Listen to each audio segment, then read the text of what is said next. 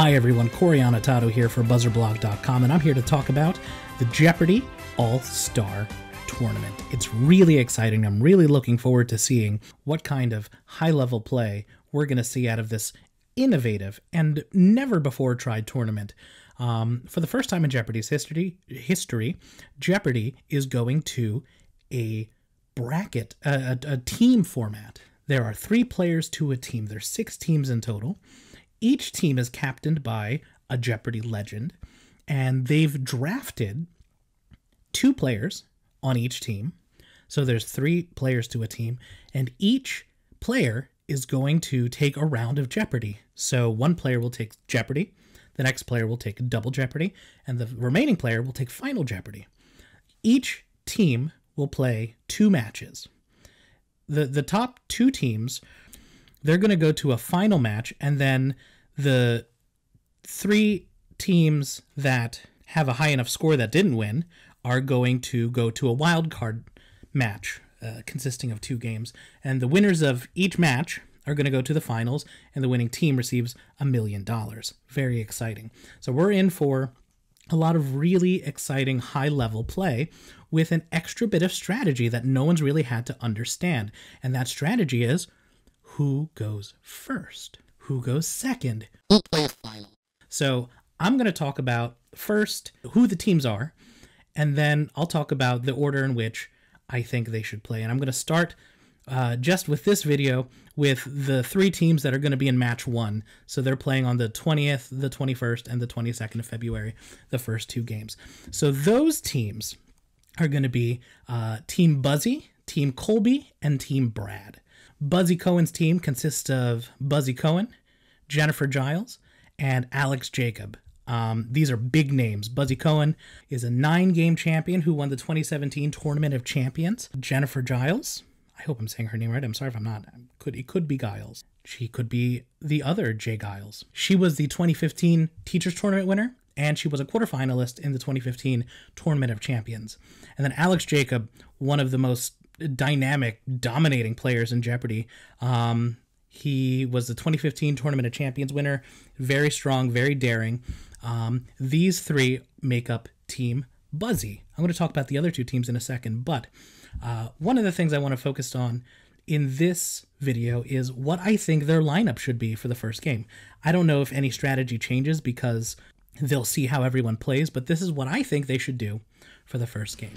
So Jennifer should take Single Jeopardy. She has great accuracy and she's quick on the buzzer. She's 87%, actually if we round it up, 88% accurate, and she has a 19% of the time she rings in first. So pretty good stats, really high accuracy. It's a good way to get out of the gate.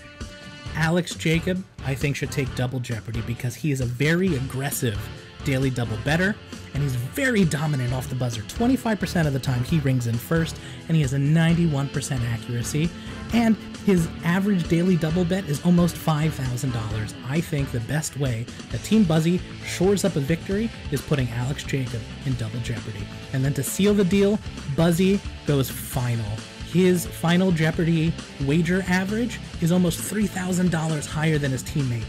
So that could mean that he's very daring, that could mean that he's very knowledgeable, or that could mean he's always from behind. But I think with such a daring average for final that he's going for big bucks. I think they have a good chance of winning if they do in this order, but I also don't know anything because I was on Child's Jeopardy a very long time ago.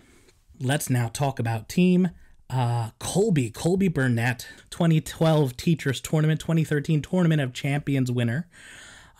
His teammates that he selected are Pam Mueller, who's a 2000 college championship winner. She is a game show maven, semi-finalist in every tournament she's been in. She's going to be fantastic. And finally, Alan Lynn lines up the rest of this team. He's a 6-game champion and a 2017 Tournament of Champions runner-up. This, I think, is a really, really strong team. And this is what I would do for the first round of play. Colby Burnett should definitely take the anchor and take Single Jeopardy. He has a very high accuracy rating. What I think this will do is kind of throw the other competitors off their game because he is such a strong player, especially when he kind of has the freedom to kind of do what he needs to. Pam Mueller should definitely take Double Jeopardy. Her accuracy is sharp. Her first time ringing off the clue is about 18% as well. And her daily double average wager is about 27.69. She has a lot of tournament experience, which is really good. So I think she'll be very crucial in that hurdle before Final Jeopardy. And Alan Lynn, he got his Final Jeopardy answers right 64% of the time. And his wagers for Final Jeopardy hovered in the high 4,000s. I think he's going to be a really good anchor for this team to finish up. And the last team that's playing is Team Brad, and that consists of the legend Brad Rutter, who has never lost a game to a human, which probably puts him as a favorite because everyone who's playing is human. David Madden, who was supposed to be, if I'm not mistaken, and leave comments if I'm mistaken, he was supposed to be in the Battle of the Decades but couldn't because of a prior engagement. But he's here now. He hasn't played in a very long time, which is worrisome. Who knows if he's had enough practice to kind of get back in the groove of things, especially with a lot of these players who have played way more recently. I think it's been about a decade since last David played.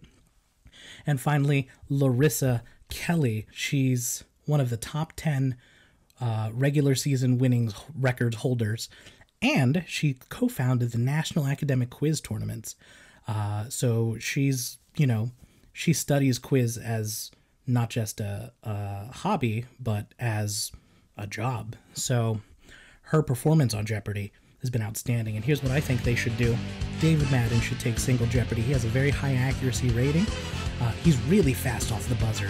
21% of the time he rings in first. His daily doubles are about $1,800 or so on average, but I think that's really good for a single Jeopardy player. Brad should take double Jeopardy. Brad, it dominates the game, but I think to try to pull away, his best bet is in double Jeopardy.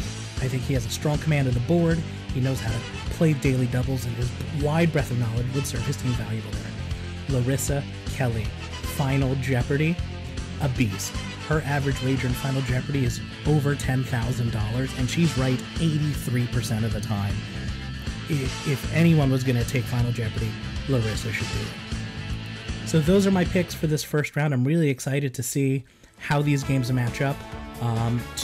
Check your local listings.